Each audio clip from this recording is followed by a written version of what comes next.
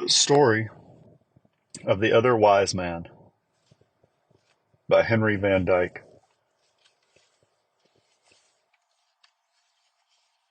Preface. It is now some years since this little story was set afloat on the sea of books. It is not a man of war, nor even a high-sided merchantman, only a small, peaceful sailing vessel. Yet it has had rather an adventurous voyage. Twice it has fallen into the hands of pirates. The tides have carried it to far countries. It has been passed through the translator's port of entry into German, French, Armenian, Turkish, and perhaps some other foreign regions. Once I caught sight of it flying the outlandish flag of a brand new phonetic language along the coasts of France, and once it was claimed by a dealer in antiquities as a long-lost legend of the Orient. Best of all, it has slipped quietly into many a faraway harbor that I have never seen, and found a kindly welcome, and brought back messages of good cheer from unknown friends. Now it has turned home to be new-rigged and fitted for further voyaging. Before it is sent out again, I have been asked to tell where the story came from and what it means. I do not know where it came from. Out of the air, perhaps. One thing is certain, it is not written in any other book, nor is it to be found among the ancient lore of the East. And yet I have never felt as if it were my own. It was a gift. It was sent to me, and it seemed as if I knew the giver, though his name was not spoken. The year had been full of sickness and sorrow. Every day brought trouble. Every night was tormented with pain. They are very long, those nights when one lies awake and hears the laboring heart pumping wearily at its task and watches for the morning, not knowing whether it will ever dawn. They are not nights of fear, for the thought of death grows strangely familiar when you have lived with it for a year. Besides, after a time you come to feel like a soldier who has been long standing still under fire. Any change would be a relief. But they are lonely nights. They are very heavy nights. And their heaviest burden is this. You must face the thought that your work in the world may be almost ended, but you know that it is not nearly finished. You have not solved the problems that perplexed you. You have not reached the goal that you aimed at. You have not accomplished the great task that you set for yourself. You are still on the way, and perhaps your journey must end now, nowhere, in the dark. Well, it was in one of these long, lonely nights that the story came to me. I had studied and loved the curious tales of the three wise men of the East, as they are told in the golden legend of Jacobus de Voragine and other medieval books. But of the fourth wise man I had never heard until that night. Then I saw him distinctly, moving through the shadows in a little circle of light. His countenance was as clear as the memory of my father's face as I saw it for the last time a few months before. The narrative of his journeyings and trials and disappointments ran without a break. Even certain sentences came to me complete and unforgettable, clear-cut like a cameo. All that I had to do was to follow Artaban, step by step, as the tale went on, from the beginning to the end of his pilgrimage. Perhaps this may explain some things in the story. I have been asked many times, why I made the fourth wise man tell a lie in the cottage at Bethlehem to save the little child's life. I did not make him tell a lie. What Artaban said to the soldiers he said for himself, because he could not help it. Is a lie ever justifiable? Perhaps not. But may it not sometimes seem inevitable? And if it were a sin, might not a man confess it and be pardoned for it more easily than for the greater sin of spiritual selfishness or indifference or the betrayal of innocent blood? That is what I saw Artaban do. That is what I heard him say. All through his life he was trying to do the best that he could. It was not perfect, but there are some kinds of failure that are better than success. Though the story of the fourth wise man came to me suddenly and without labor, there was a great deal of study and toil to be done before it could be written down. An idea arrives without effort. A form can only be wrought out by patient labor. If your story is worth telling, you ought to love it enough to be willing to work over it until it is true. True not only to the ideal, but true also to the real. The light is a gift, but the local color can only be seen by one who looks for it long and steadily. Artaban went with me while I toiled through a score of volumes of ancient history and travel. I saw his figure while I journeyed on the motionless sea of the desert and in the strange cities of the East. And now that his story is told, what does it mean? How can I tell? What does life mean? If the meaning could be put into a sentence, there would be no need of telling the story. Henry Van Dyke.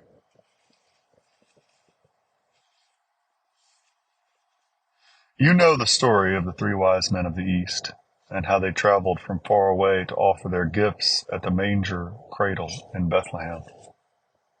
But have you ever heard the story of the other wise man, who also saw the star in its rising, and set out to follow it, yet did not arrive with his brethren in the presence of the young child Jesus? Of the great desire of this fourth pilgrim, and how it was denied, yet accomplished in the denial, of his many wanderings, and the probations of his soul, of the long way of his seeking, and the strange way of his finding. The one whom he sought, I would tell the tale as I have heard fragments of it in the hall of dreams, in the palace of the heart of man. The sign in the sky. In the days when Augustus Caesar was master of many kings, and Herod reigned in Jerusalem, there lived in the city of Ecbatana, among the mountains of Persia, a certain man named Artaban, the Median. His house stood close to the outermost of the 7 walls which encircled the royal treasury.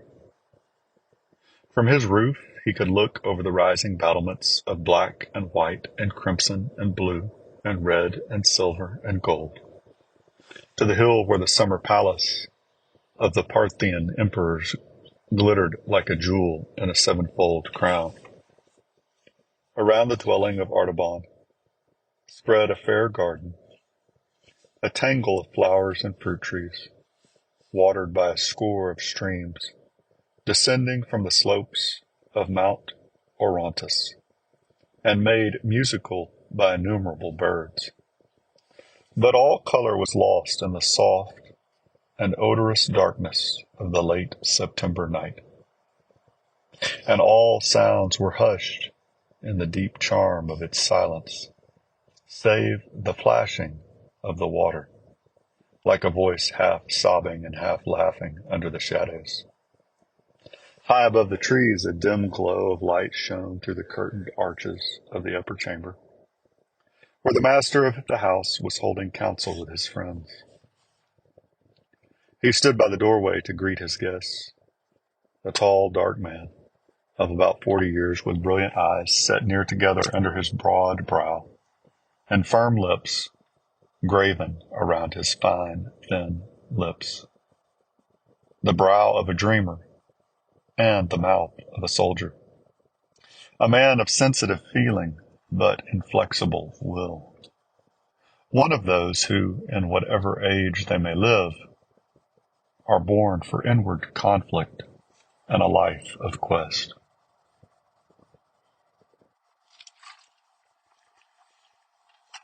His robe was of pure white wool, thrown over a tunic, and a white pointed cap with long lapels at the sides rested on his flowing black hair. It was the dress of the ancient priesthood of the Magi, called the fire worshippers. "Welcome," he said in his low, pleasant voice, as one after another entered the room. "Welcome, Abdus. Peace be with you." "Rhodaspes and Tigranes, with you, my father. Argabus, Abgarus, you are all welcome, and this house grows bright with the joy of your presence." There were 9 of the men, differing widely in age, but alike in the richness of their dress and many-colored silks, and in the massive golden collars around their necks, marking them as Parthian nobles, and in the winged circles of gold resting upon their breasts, the sign of the followers of Zoroaster. They took their places around the small black altar at the end of the room, where a tiny flame was burning. Artaban, standing beside it and waving a barsom of thin tamarisk branches above the fire, fed it with dry sticks of pine and fragrant oils. Then he began the ancient chant of the yasna, and the voices of his companions joined in the beautiful hymn to Aura Mazda. "We worship the Spirit divine, all wisdom and goodness possessing, surrounded by holy immortals, the givers of bounty and blessing. We joy in the works of his hands, his truth and his power confessing. We praise all the things that are pure, for these are his only creation. The thoughts that are true, and the words and the deeds that have won approbation, these are supported by him, and for these we make adoration. Hear us, O Mazda, thou livest in truth and in heavenly gladness. Cleanse us from falsehood, and keep us from evil and bondage to badness. Pour out the light and the joy of thy life on our darkness and sadness. Shine on our gardens and fields. Shine on our working and weaving. Shine on the whole race of man, believing and unbelieving. Shine on us now through the night. Shine on us now in thy might. The flame of our holy love, the song of our worship receiving." The fire rose with the chant, throbbing as if it were made of musical flame, until it cast a bright illumination through the whole apartment, revealing its simplicity and splendor. The floor was laid with tiles of dark blue veined with white. Pilasters of twisted silver stood out against the blue walls. The clear story of round arched windows above them was hung with azure silk. The vaulted ceiling was a pavement of sapphires, like the body of heaven in its clearness sown with silver stars. From the 4 corners of the roof hung 4 golden magic wheels, called the tongues of the gods. At the eastern end, behind the altar, there were two dark red pillars of porphyry. Above them, a lintel of the same stone, on which was carved the figure of a winged archer, with his arrow set to the string and his bow drawn. The doorway between the pillars, which opened upon the terrace of the roof, was covered with a heavy curtain of the color of a ripe pomegranate, embroidered with innumerable golden rays shooting upward from the floor. In effect, the room was like a quiet, starry night, all azure and silver, flushed in the east with rosy promise of the dawn. It was, as the house of a man should be, an expression of the character and spirit of the master. He turned to his friends when the song was ended and invited them to be seated on the divan at the western end of the room. "You have come tonight," said he, looking around the circle, "at my call as the faithful scholars of Zoroaster, to renew your worship and rekindle your faith in the God of purity, even as this fire has been rekindled on the altar. We worship not the fire, but him of whom it is the chosen symbol, because it is the purest of all created things. It speaks to us of one who is light and truth. Is it not so, my father?" "It is well said, my son," answered the venerable Abgarus. "The enlightened are never idolaters. They lift the veil of the form and go into the shrine of the reality, and new light and truth are coming to them continually through the old symbols. Hear me then, my father and my friends," said Artaban very quietly, "while I tell you of the new light and truth that have come to me through the most ancient of all signs. We have searched the secrets of nature together and studied the healing virtues of water and fire and the plants. We have read also the books of prophecy in which the future is dimly foretold in worlds that are hard to understand. But the highest of all learning is the knowledge of the stars. To trace their courses is to untangle the threads of the mystery of life from the beginning to the end. If we could follow them perfectly, nothing would be hidden from us. But is not our knowledge of them still incomplete? Are there not many stars still beyond our horizon? Lights that are known only to the dwellers in the far southland, among the spice trees of Punt and the gold mines of Ophir." There was a murmur of assent among the listeners. "The stars," said Tigranes, "are the thoughts of the eternal. They are numberless, but the thoughts of man can be counted, like the years of his life. The wisdom of the Magi is the greatest of all wisdoms on earth, because it knows its own ignorance. And that is the secret of power. We keep men always looking and waiting for a new sunrise, but we ourselves know that the darkness is equal to the light, and that the conflict between them will never be ended." "That does not satisfy me," answered Artaban. "For if the waiting must be endless, if there could be no fulfillment of it, then it would not be wisdom to look and wait. We should become like those new teachers of the Greeks who say that there is no truth, and that the only wise men are those who spend their lives in discovering and exposing the lies that have been believed in the world. But the new sunrise will certainly dawn in the appointed time. Do not our own books tell us that this will come to pass? and that men will see the brightness of a great light. That is true, said the voice of Abgarus. Every faithful disciple of Zoroaster knows the prophecy of the Vazda and carries the word in his heart. In that day, Socios, the victorious, shall arise out of the number of the prophets in the east country.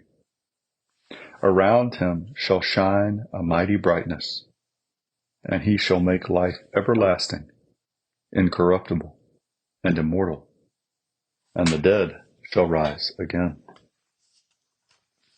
This is a dark saying, said Tigranes, and it may be that we shall never understand it.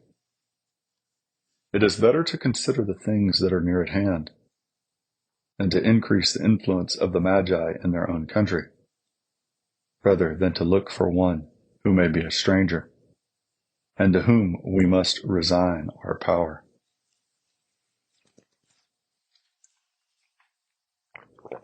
The others seemed to approve these words. There was a silent feeling of agreement manifest among them. Their looks responded with that indefinable expression which always follows when a speaker has uttered the thought that has been slumbering in the hearts of his listeners. But Artaban turned to Abgarus with a glow on his face and said, My father, I have kept this prophecy in the secret place of my soul. Religion without a great hope would be like an altar without a living fire. And now the flame has burned more brightly, and by the light of it I have read other words which also have come from the fountain of truth, and speak yet more clearly of the rising of the victorious one in his brightness. He drew from the breast of his tunic 2 small rolls of fine linen, with writing upon them, and unfolded them carefully upon his knee. In the years that are lost in the past, long before our fathers came into the land of Babylon, there were wise men in Chaldea, from whom the first of the Magi learned the secret of the heavens.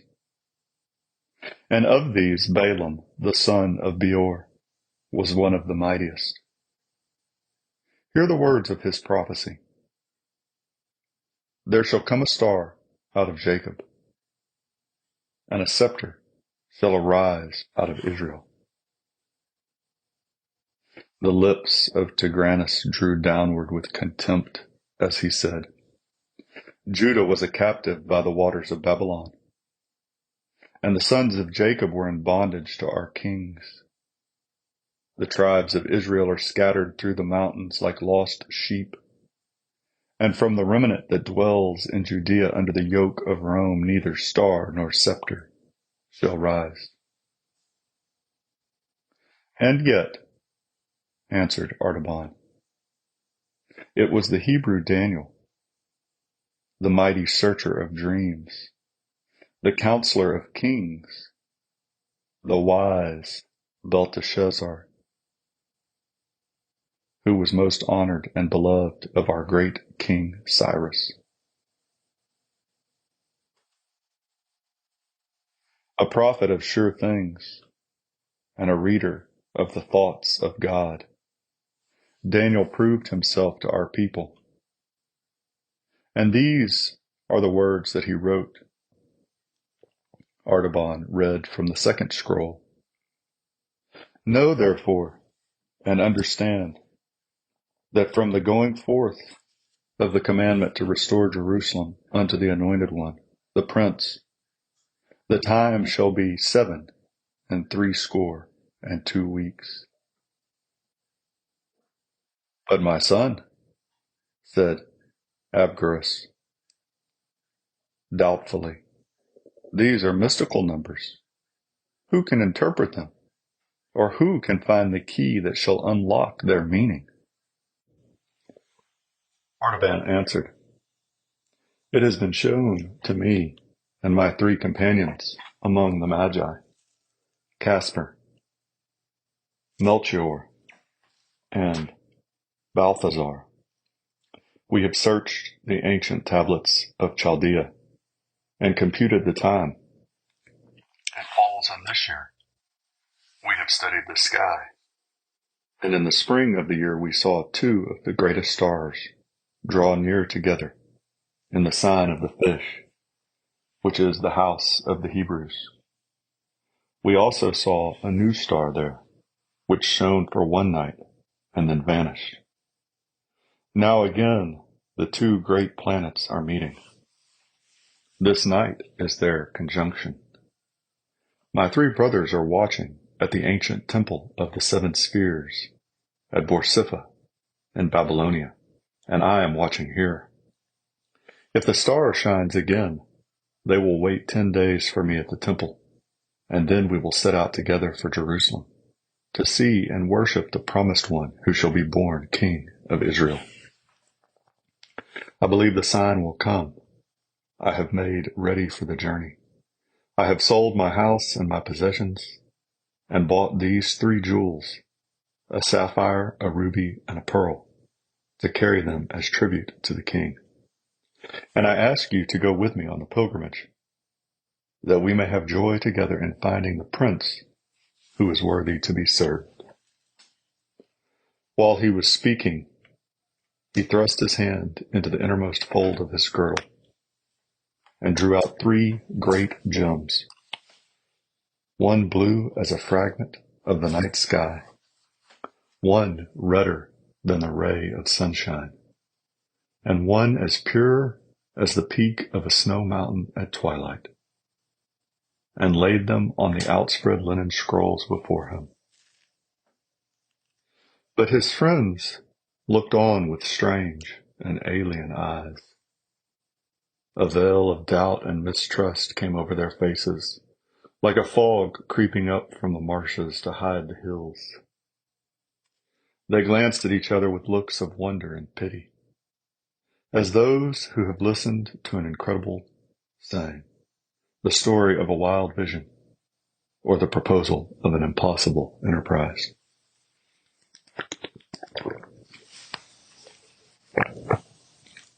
At last, Tigranes said, Artaban, this is a vain dream. It comes from too much looking upon the stars and the cherishing of lofty thoughts. It would be wiser to spend the time in gathering money for the new fire temple at Chala. No king will ever rise from the broken race of Israel, and no end will ever come to the eternal strife of light and darkness. He who looks for it is a chaser of shadows. Farewell. And another said, Artaban, I have no knowledge of these things, and my office as guardian of the royal treasure bids me here. The quest is not for me, but if thou must follow it, fare thee well. And another said, in my house there sleeps a new bride, and I cannot leave her nor take her with me on this strange journey. This quest is not for me, but may thy steps be prospered wherever thou goest. So farewell. And another said, I am ill and unfit for hardship. But there is a man among my servants whom I will send with thee when thou goest, to bring me word how thou farest. But Abgarus, the oldest, and the one who loved Artaban the best, lingered after the others had gone and said gravely, My son, it may be that the light of truth is in this sign that has appeared in the skies, and then it will surely lead to the prince and the mighty brightness. Or it may be that it is only a shadow of the light, as Tigranes has said, and then he who follows it will only have a long pilgrimage and an empty search. But it is better to follow even the shadow of the best than to remain content with the worst. And those who would see wonderful things must often be ready to travel alone. I am too old for this journey, but my heart shall be a companion of the pilgrimage day and night, and I shall know the end of thy quest. Go in peace. So one by one they went out of the azure chamber with its silver stars, and Artaban was left in solitude. He gathered up the jewels and replaced them in the girdle. For a long time he stood and watched the flame that flickered and sank upon the altar. Then he crossed the hall, lifted the heavy curtain, and passed out between the dull red pillars of porphyry on the terrace to the roof. The shiver that thrills through the earth ere she rouses from her night sleep had already begun, and the cool wind that heralds the daybreak was drawing downward from the lofty snow-traced ravines of Mount Orontes. Birds half awakened crept and chirped among the rustling leaves, and the smell of ripened grapes came in brief wafts from the arbors. Far over the eastern plain a white mist stretched like a lake, but where the distant peak of Zagros serrated the western horizon, the sky was clear. Jupiter and Saturn rolled together like drops of lambent flame about to blend into one. As Artaban watched them, behold, an azure spark was born out of the darkness beneath, rounding itself with purple splendors to a crimson sphere, and spearing upward through the rays of saffron and orange into a point of white radiance. Tiny and infinitely remote, yet perfect in every part. It pulsated in the enormous vault, as if the three jewels and the Magian's breast had mingled and been transformed into a living heart of light. He bowed his head. He covered his brow with his hands. "It is the sign," he said. "The king is coming, and I will go to meet him." By the waters of Babylon.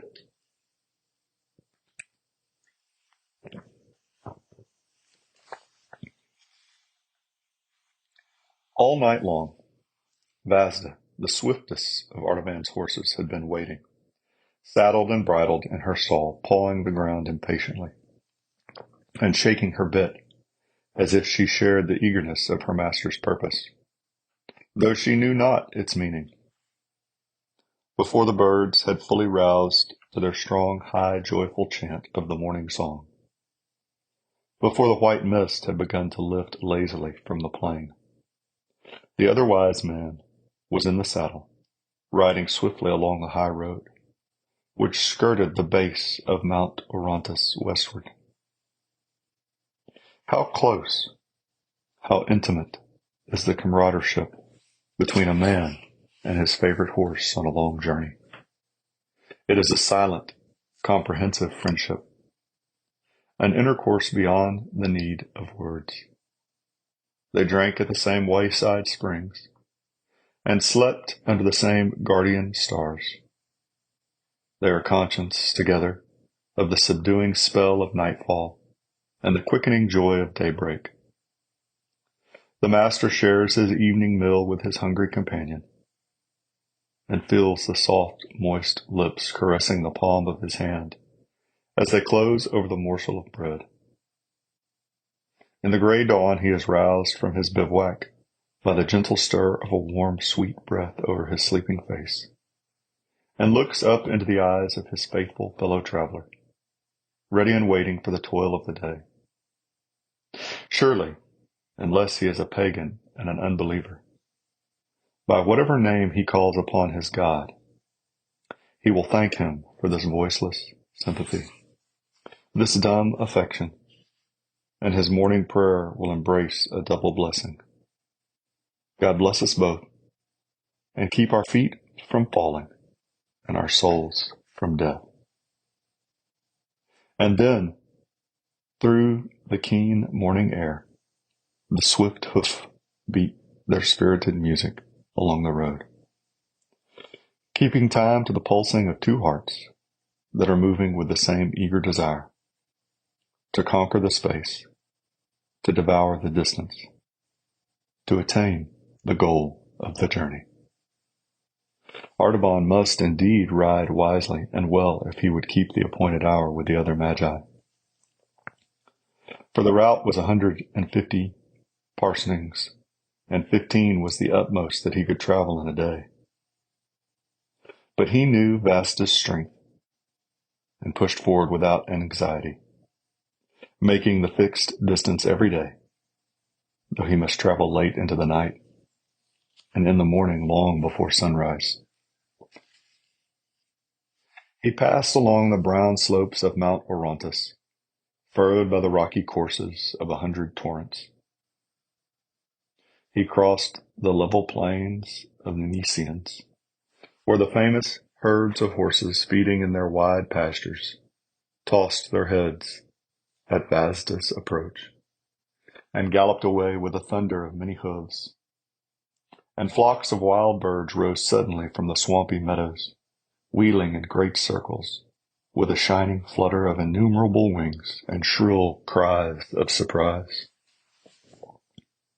He traversed the fertile fields of Concobar, where the dust from the threshing floors filled the air with a golden mist, half hiding the huge temple of Astarte with its 400 pillars. At Bagassan, among the rich gardens watered by fountains from the rock, he looked up at the mountain, thrusting its immense rugged brow out over the road, and saw the figure of King Darius trampling upon his fallen foes, and the proud list of his wars and conquests graven high upon the face of the eternal cliff. Over many a cold and desolate pass, crawling painfully across the wind-swept shoulders of the hills, down many a black mountain gorge, where the river roared and raced before him like a savage guide, across many a smiling vale, with terraces of yellow limestone full of vines and fruit trees, through the oak groves of Corine and the dark gates of Zagros, walled in by precipices, into the ancient city of Chala, where the people of Samaria had been kept in captivity long ago, and out again by the mighty portal, riven through the encircling hills, where he saw the image of the high priest of the Magi, sculpted on the wall of rock, with hand uplifted as if to bless the centuries of pilgrims, past the entrance of the narrow defile, filled from end to end with orchards of peaches and figs, through which the river Ganges foamed down to meet him, over the broad rice fields, where the autumnal vapors spread their deathly mists, following along the course of the river, under tremulous shadows of poplar and tamarind among the lower hills, and out upon the flat plain, where the road ran straight as an arrow through the stubble fields and parched meadows, past the city of Ctesiphon, where the Parthian emperors reigned, and the vast metropolis of Seleucia, which Alexander built, across the swirling floods of Tigris and the many channels of Euphrates, flowing yellow through the cornlands, Artaban passed onward until he arrived at nightfall of the 10th day beneath the shattered walls of populous Babylon. Vazda was almost spent, and he would gladly have turned into the city to find rest and refreshment for himself and for her. But he knew that it was 3 hours' journey yet to the Temple of Seven Spheres, and he must reach the place by midnight if he would find his comrades waiting. So he did not halt, but rode steadily across the stubble fields. A grove of date palms made an island of gloom in the pale yellow sea. As she passed into the shadow, Vazda slackened her pace and began to pick her way more carefully. Near the farther end of the darkness, an access of caution seemed to fall upon her. She scented some danger or difficulty. It was not in her heart to fly from it, only to be prepared for it, and to meet it wisely, as a good horse should do. The grove was close and silent as the tomb. Not a leaf rustled, not a bird sang. She felt her steps before her delicately, carrying her head low, and sighing now and then with apprehension. At last she gave a quick breath of anxiety and dismay, and stood stock still, quivering in every muscle, before a dark object in the shadow of the last palm tree. Artaban dismounted. The dim starlight revealed the form of a man lying across the road. His humble dress and the outline of his haggard face showed that he was probably one of the poor Hebrew exiles who dwelt in great numbers in the vicinity. His pallid skin, dry and yellow as parchment, bore the mark of the deadly fever which ravaged the marshlands in autumn. The chill of death was in his lean hand, and, as Artaban released it, the arm fell back inertly upon the motionless breast. He turned away with a thought of pity, consigning the body to that strange burial which the Magians deemed most fitting. The funeral of the desert, from which the kites and vultures rise on dark wings, and the beasts of prey slink furtively away, leaving only white bones in the sand. But as he turned, a long, faint, ghostly sigh came from the man's lips. The brown, bony fingers closed convulsively on the hem of the Magian's robe and held him fast. Artaban's heart leaped to his throat, not with fear, but with a dumb resentment at the importunity of this blind delay. How could he stay here in the darkness to minister to a dying stranger? What claim had this unknown fragment of human life upon his compassion or his service? If he lingered but for an hour, he could hardly reach Borsippa at the appointed time. His companions would think he had given up the journey. They would go without him. He would lose his quest. But if he went on now, the man would surely die. If he stayed, life might be restored. His spirit throbbed and fluttered with the urgency of the crisis. Should he risk the great reward of his divine faith for the sake of a single deed of human love? Should he turn aside, if only for a moment, from following of the star, to give a cup of cold water to a poor, perishing Hebrew? God of truth and purity, he prayed, direct me in the holy path, the way of wisdom which thou only knowest. Then he turned back to the sick man, loosening the grasp of his hand. He carried him to a little mound at the foot of the palm tree. He unbound the thick folds of the turban and opened the garment above the sunken breast. He brought water from one of the small canals nearby and moistened the sufferer's brow and mouth. He mingled a draught of one of those simple but potent remedies which he carried always in his girdle. For the Magians were physicians as well as astrologers, and poured it slowly between the colorless lip. Hour after hour he labored as only a skillful healer of disease can do. And, at last, the man's strength returned. He sat up and looked about him. "Who art thou?" he said in the rude dialect of the country. "And why hast thou sought me here to bring back my life?" "I am Artaban the Magian, of the city of Ecbatana, and I am going to Jerusalem in search of one who is to be born King of the Jews, a great prince and deliverer of all men." I dare not delay any longer upon my journey, for the caravan that has waited for me may depart without me. But see, here is all that I have left of bread and wine, and here is a potion of healing herbs. When thy strength is restored, thou canst find the dwellings of the Hebrews among the houses of Babylon. The Jew raised a trembling hand solemnly to heaven. Now may the God of Abraham and Isaac and Jacob bless and prosper the journey of the merciful, and bring him in peace to his desired haven. But stay, I have nothing to give thee in return, only this, that I can tell thee where the Messiah must be sought. For our prophets have said that he should be born not in Jerusalem, but in Bethlehem of Judah. May the Lord bring thee in safety to that place, because thou hast had pity upon the sick. It was already long past midnight.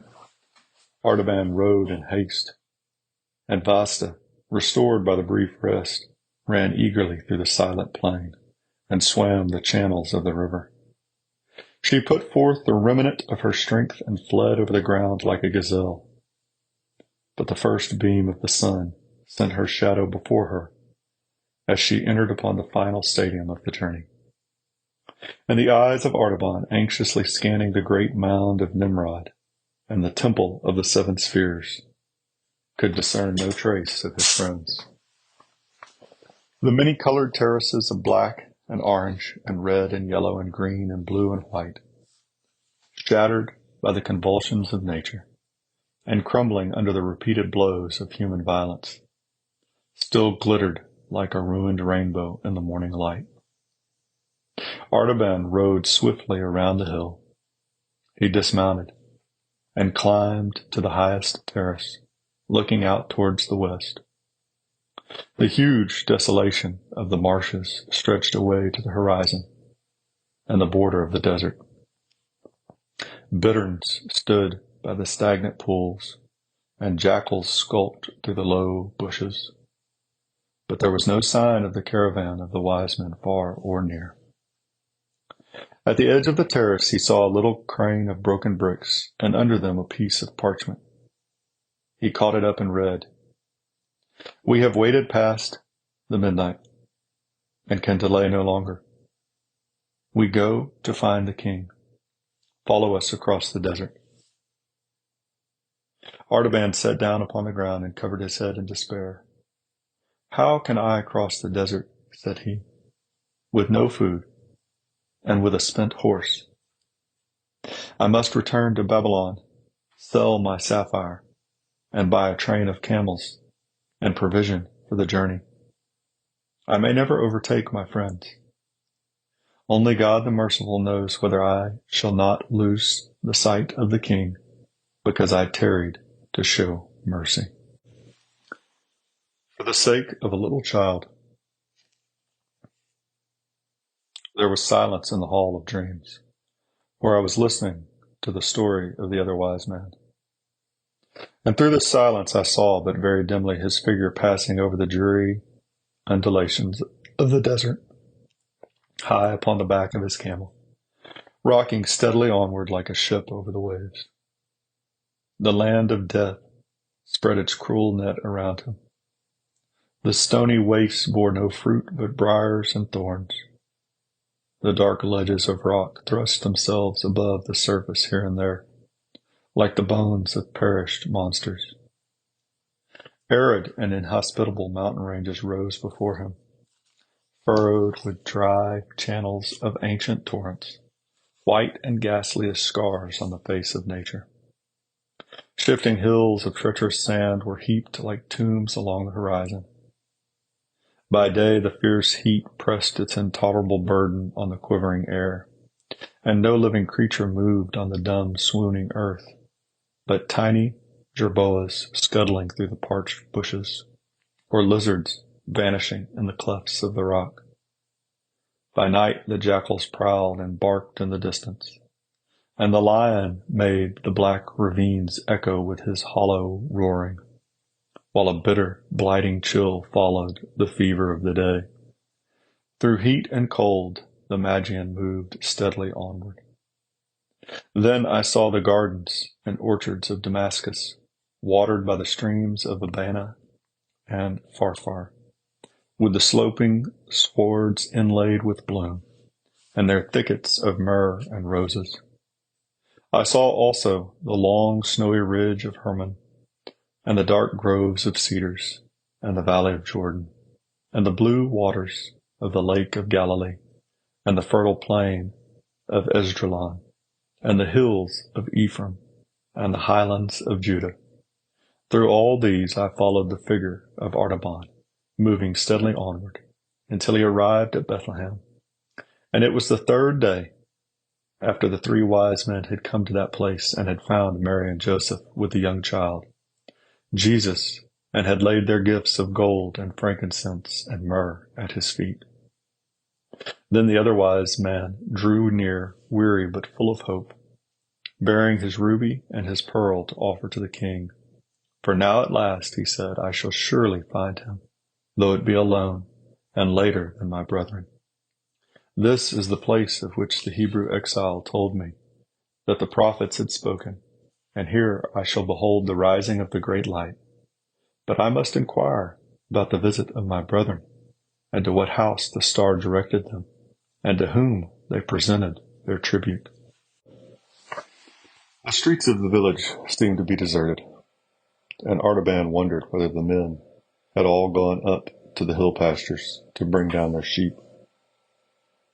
From the open door of a lone stone cottage, he heard the sound of a woman's voice singing softly. He entered and found a young mother hushing her baby to rest. She told him of the strangers from the far east who had appeared in the village 3 days ago, and how they said that a star had guided them to the place where Joseph of Nazareth was lodging with his wife and her newborn child, and how they had paid reverence to the child and given him many rich gifts. But the travelers disappeared again, she continued, as suddenly as they had come. We were afraid at the strangeness of their visit. We could not understand it.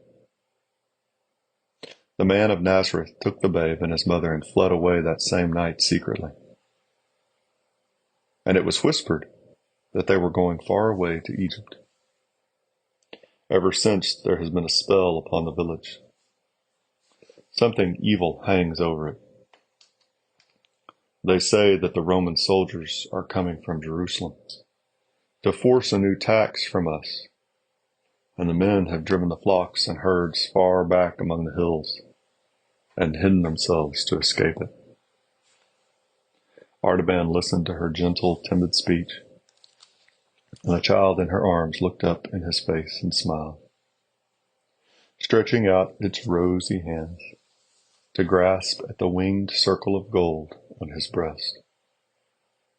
His heart warmed to the touch. It seemed like a greeting of love and trust to one who had journeyed long in loneliness and perplexity, fighting with his own doubts and fears and following a light that was veiled in clouds. Might not this child have been the promised prince? He asked within himself as he touched its soft cheek. Kings have been born ere now in lowlier houses than this, and the favorite of the stars may rise even from a cottage. But it has not seemed good to the God of wisdom to reward my search so soon and so easily. The one whom I seek has gone before me, and now I must follow the king to Egypt. The young mother laid the babe in its cradle and rose to minister to the wants of the strange guest that fate had brought into her house. She set food before him, the plain fare of peasants, but willingly offered, and therefore full of refreshment for the soul as well as for the body. Artaban accepted it gratefully, and as he ate, the child fell into a happy slumber, and murmured sweetly in its dreams, and a great peace filled the quiet room. But suddenly there came the noise of a wild confusion and uproar in the streets of the village, a shrieking and wailing of women's voices, a clangor of brazen trumpets and a clashing of swords, and a desperate cry, "The soldiers! The soldiers of Herod! They are killing our children!" The young mother's face grew white with terror. She clasped her child to her bosom and crouched motionless in the darkest corner of the room, covering him with the folds of her robe, lest he should wake and cry. But Artaban went quickly and stood in the doorway of the house. His broad shoulders filled the portal from side to side, and the peak of his white cap all but touched the lintel. The soldiers came hurrying down the street with bloody hands and dripping swords. At the sight of the stranger in his imposing dress, they hesitated with surprise. The captain of the band approached the threshold to thrust him aside, but Artaban did not stir. His face was as calm as though he were watching the stars, and in his eyes there burned that steady radiance before which even the half-tamed hunting leopard shrinks, and the fierce bloodhound pauses in his leap. He held the soldier silently for an instant, and then said in a low voice, "I am all alone in this place, and I am waiting to give this jewel to the prudent captain who will leave me in peace." He showed the ruby, glistening in the hollow of his hand like a great drop of blood. The captain was amazed at the splendor of the gem. The pupils of his eyes expanded with desire, and the hard lines of greed wrinkled around his lips. He stretched out his hand and took the ruby. "March on," he cried to his men. "There is no child here. The house is still." The clamor and the clang of arms passed down the street as the headlong fury of the chase sweeps by the secret covert where the trembling deer is hidden. Artaban re-entered the cottage. He turned his face to the east and prayed, "God of truth, forgive my sin. I have said the thing that is not, to save the life of a child, and 2 of my gifts are gone. I have spent for man that which was meant for God. Shall I ever be worthy to see the face of the King?" But the voice of the woman weeping for joy in the shadow behind him said very gently, "Because thou hast saved the life of my little one, may the Lord bless thee and keep thee. The Lord make his face to shine upon thee and be gracious unto thee. The Lord lift up his countenance upon thee and give thee peace." In the hidden way of sorrow. Then again, there was a silence in the hall of dreams, deeper and more mysterious than the first interval, and I understood that the years of Artaban were flowing very swiftly under the stillness of that clinging fog, and I caught only a glimpse, here and there, of the river of his life shining through the shadows that concealed its course. I saw him moving among the throngs of men in populous Egypt, seeking everywhere for traces of the household that had come down from Bethlehem, and finding them under the spreading sycamore trees of Heliopolis and beneath the walls of the Roman fortress of New Babylon beside the Nile. traces so faint and dim that they vanished before him continually, as footprints on the hard river sand glistened for a moment with moisture, and then disappeared. I saw him again at the foot of the pyramids, which lifted their sharp points into the intense saffron glow of the sunset sky, changeless monuments to the perishable glory and the imperishable hope of man. He looked up into the vast countenance of the crouching Sphinx, and vainly tried to read the meaning of the calm eyes and the smiling mouth. Was it indeed the mockery of all effort and all aspiration, as Tigranes had said, the cruel jest of a riddle that has no answer, a search that never can succeed? Or was there a touch of pity and encouragement in that inscrutable smile, a promise that even the defeated should attain a victory, and the disappointed should discover a prize, and the ignorant should be made wise, and the blind should see, and the wandering should come into a haven at last?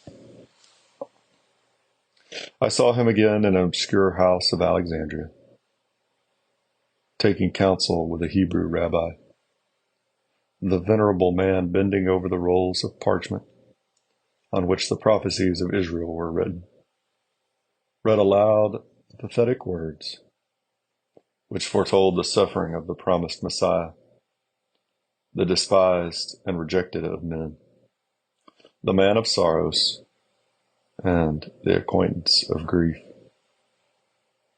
"And remember, my son," said he, fixing his deep-set eyes upon the face of Artaban, "the king whom you are seeking is not to be found in a palace, nor among the rich and powerful. If the light of the world and the glory of Israel had been appointed to come with the greatness of earthly splendor, it must have appeared long ago. For no son of Abraham will ever again rival the power which Joseph had in the palaces of Egypt, or the magnificence of Solomon throned between the lions in Jerusalem. But the light for which the world is waiting is a new light, the glory that shall rise out of the patient and triumphant suffering. And the kingdom, which is to be established forever, is a new kingdom, the royalty of perfect and unconquerable love."